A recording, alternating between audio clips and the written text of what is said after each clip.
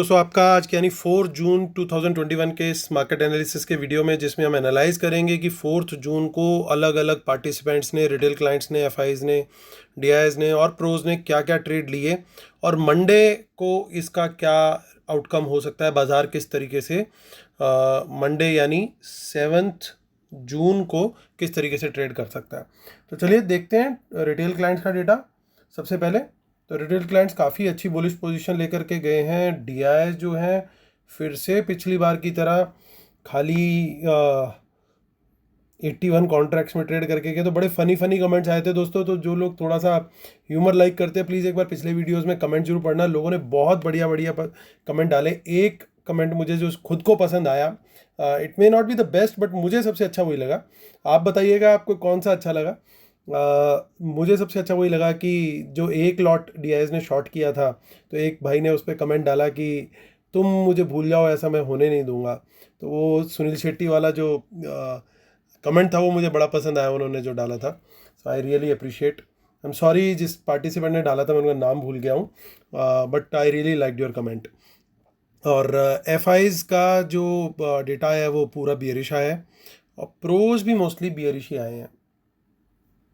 तो यानी बेसिकली अगर हम ध्यान से देखें तो ये दोनों हमारी जो स्मार्ट मनी है वो मोस्टली बियरिश आए हैं और अकेला रिटेलर ही लड़ाई कर रहा है बुलिश साइड पे आकर के। ये खाली कल के डेटा की मैं बात कर रहा हूँ, लेकिन ओवरऑल नेट पोजीशन क्या बोलती है वो देखना भी बड़ा ज़रूरी है। तो एक एक करके इंस्ट्रूमेंट पकड़ेंगे। सबसे पहले पकड़ेंगे इंडेक्स फ्यूचर, देखेंगे index client, retail client, DI, FI और प्रो ने उसमें क्या किया। Then index call, index put and so on. तो स्टार्ट करते हैं इंडेक्स फ्यूचर से। तो इंडेक्स फ्यूचर में रिटेल क्लाइंट ने दो दिन पहले 25,000 पोजीशन जो थी उनकी शॉर्ट की थी, 25,000 लॉट्स, और फिर वो 36,000 हो गए। थोड़ी सी उन्होंने कुछ लॉन्ग ऐड किए हैं और नेट बेसिस पे, तो अभी वो 35,000 हो गए, लेकिन काफ़ी बड़ा नंबर अभी भी है। डीआईएस का नंबर में ऑलमोस्ट कोई चेंज नहीं है, वो ऑलमोस्ट वही 39,000 की सीरीज़ में वो चल रहे हैं। एफआईज को देखें तो देखिए वो भी लगभग वहीं घूम रहे हैं। हालांकि net impact for the day अगर आप देखोगे तो वो थोड़े से शॉर्ट्स उन्होंने ऐड किए अब और सेलिंग करी, ऑलमोस्ट 6,000 कॉन्ट्रैक्ट की, अब 77,000 रह गए। बीच में ये 92 आ गए थे, देखिए धीरे धीरे करके वो 77 पे आ चुके हैं। तो हमारे को ये ध्यान रखना है कि उनका ट्रेंड क्या चल रहा है।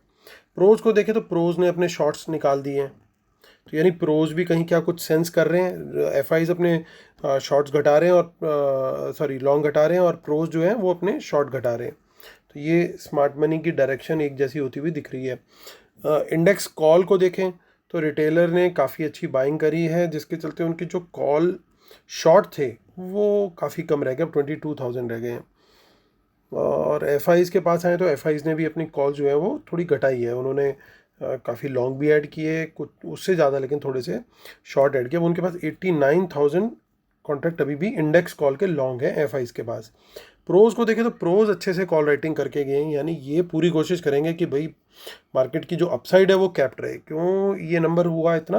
क्योंकि ये 37,000 कॉन्ट्रैक्ट इंडेक्स कॉल के राइट करके गए हैं, सेल करके गए हैं नेट बेसिस पे। इंडेक्स पुट में आते हैं तो हमारे बब्बर शेयरों ने यहाँ पे डबल सेंचुरी मार दी है, 2 लाख के ऊपर निकल चुके हैं। बब्बर शेयर मतलब वो रिटेलर जो इंडेक्स पुट राइट करके चलते हैं, तो उनको जस्ट प्यार से मैं बब्बर शेयर बुलाता हूँ। और एफआईज देखिए 1,32,000 थे, 115 हुए, तो कहीं ना कहीं हमें थोड़ा सा धोखा दिया और अपनी पुट एकदम सडनली एक दिन में बढ़ा दी। 31,000 कॉन्ट्रैक्ट उन्होंने ऐड अप कर दिए। और प्रोज भी जो पुट राइटिंग में थे 2 दिन पहले तक 40,000, फिर 23,000, और अब एकदम सडनली वो पुट लॉन्ग में आ गए नेट बेसिस में।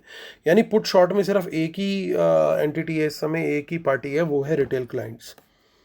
जिसका मतलब क्या है कि अगर बाजार गिरता है तो नेट बेसिस पे सिर्फ रिटेलर को नुकसान होगा, और बाजार चढ़ता है तो पुट की वजह से नेट बेसिस पे सिर्फ रिटेलर को ही फायदा होता हुआ दिखेगा। सो स्टॉक फ्यूचर में आते हैं तो यहाँ देखिए ये नंबर भी 9 लाख का जो बड़े दिन से हम देख रहे थे, तो 9 लाख का नंबर क्रॉस कर दिया रिटेलर ने। और एफआईज बिल्कुल ऑलमोस्ट जीरो पे आ गए हैं स्टॉक फ्यूचर्स में। ये इतना ज़्यादा स्टॉक फ्यूचर्स इन्होंने इतना घटा दिया है कि ये जिस दिन यू टर्न मारेंगे इनको कोई डिस्कम्फर्ट नहीं आएगा, ऐसा लग रहा है। स्टॉक कॉल लगातार बढ़ाता जा रहा है रिटेलर। तो आज 3 चीज़ें एक साथ अचीव करी हैं। 2 लाख का नंबर इन्होंने इंडेक्स पुट में क्रॉस किया, 9 लाख का नंबर स्टॉक फ्यूचर लॉन्ग में क्रॉस किया, और स्टॉक कॉल में 3 लाख का नंबर क्रॉस किया। थोड़ा सा मुझे दुख हो रहा है, डिसअपॉइंटमेंट है कि यहाँ पे भी 3,000 और अगर कर देते राइट तो ये भी 1 लाख हो जाता और एक ही दिन 4 माइलस्टोन रिटेलर अचीव कर लेता बुलिश होने के।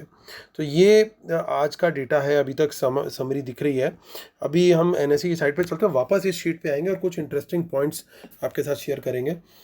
तो देखिए कैश मार्केट में क्या हुआ। कैश मार्केट में एफ अभी भी वही गेम चला रहे हैं कि 1500 करोड़ का लॉन्ग ऐड किया है, 1200 करोड़ का सेल जो है वो डीआईएस का, बैलेंस 300 करोड़ का सेल जो है वो रिटेलर्स का है। तो यानी रिटेलर्स एफआईज यहाँ पे पंप करे जा रहे हैं कैश से मार्केट को, और अपनी जो वहाँ पे पोजीशन है उसको शायद धीरे धीरे हल्का कर रहे हैं। ऐसा कुछ ट्रेंड फॉर्मेशन अभी होता हुआ दिख रहा है, लेकिन पूरी चीज़ अभी देखते हैं हम आगे। बाकी ये पिक्चर थोड़ी सी तो देखिए, थोड़ा सा लॉन्ग बिल्डअप, माफ़ कीजिएगा शॉर्ट बिल्डअप है ये, और यहाँ पे प्रीमियम 29 पॉइंट्स का रह गया है। अब आते हैं हम ऑप्शन चेन पर। ऑप्शन चेन में 10 जून की ऑप्शन चेन देखेंगे। हमने क्लियरली देखा कि कॉल बाय करके गए हैं रिटेलर्स और सेल करके गए हैं प्रोज।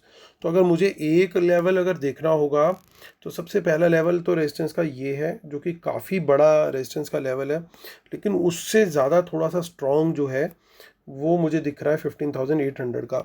अगर 15,700 और 800 के बीच में कहीं बाज़ार खुलता है तो 800 क्रॉस करने में बहुत मशक्क़त करनी पड़ सकती है, क्योंकि यहाँ पे जो राइटिंग है वो प्रोज की है, और प्रोज कोशिश करेंगे पूरी अपनी तरफ से, और उनके साथ इस समय थोड़ा सा एफआईज भी होते हुए दिख रहे हैं। और वहीं पुट राइटिंग करके गए रिटेलर, लेकिन मुझे फिर भी एक सपोर्ट आइडेंटिफाई करनी है, तो 15,500 पर एक सपोर्ट अच्छा अवेलेबल मुझे दिखाई दे रहा है। और हम देखते हैं आगे 17 जून में कहीं कुछ खेल चल रहा है ऑप्शन चेन में कहीं पे। 16,300 की कॉल बेची गई ऐसा लग रहा है, क्योंकि सिर्फ 10-11 रुपए की है। नेक्स्ट वीक में 14,800 पर भी OI 10-11 रुपए वाला ही आ रखा है।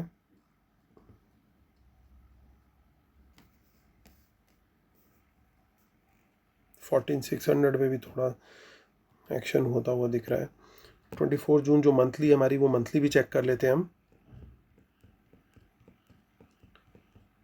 बट ऐसे सच मेजर जिसे हम बोलें कि कोई बहुत ज़्यादा पकड़ने वाली बात, वैसा कुछ दिखाई नहीं दे रहा खास।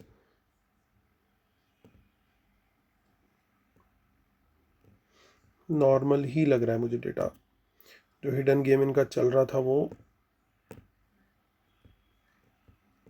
वैसा कुछ अभी दिख नहीं रहा। मैं एक बार दोबारा से 10 जून में देख लेता हूँ कि कहीं कुछ। देखिए 2-2 रुपए भी खाने के लिए कितनी ज़बरदस्त। ये आई थिंक वही हैं जो कवर्ड कॉल राइटिंग करते हैं, ताकि उनका मार्जिन जो है वो कम से कम लगे।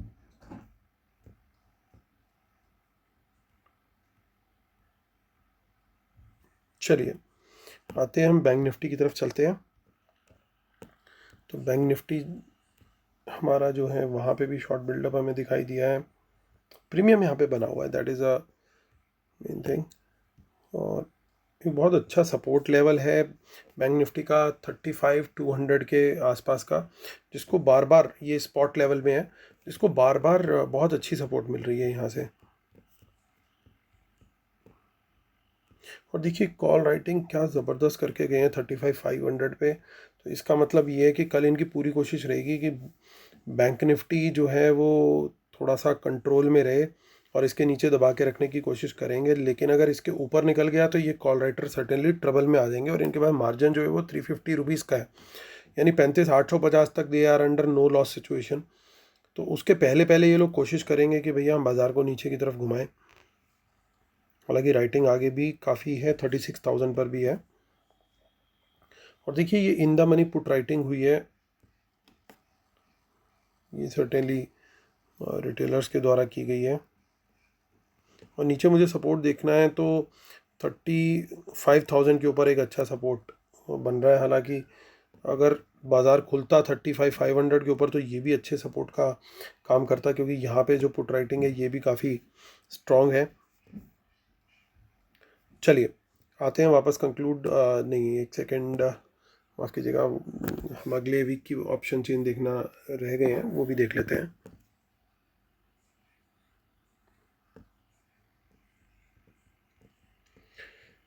सो नेक्स्ट वीक में कुछ खास नहीं दिख रहा है दोस्तों। हम थोड़ा सा पुट साइड भी चेक कर लेते हैं। So nothing much.